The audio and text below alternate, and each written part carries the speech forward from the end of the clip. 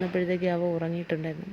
പിന്നെ ഈ വീഡിയോയുടെ ഇടയിൽ ചെറിയ തട്ടുമുട്ടൊക്കെ കേൾക്കുന്നുണ്ടെങ്കിൽ അപ്പുറത്ത് വീട് പണി നടക്കുന്നുണ്ട് ഗൈസ്, അതിൻ്റെ സൗണ്ടുകളാണ്. അങ്ങനെ അവനെ ഉറക്കി കിടത്തിയ നേരം കൊണ്ട് ജനലുകളെല്ലാം തുറന്നിട്ടിട്ടുണ്ടായിരുന്നു.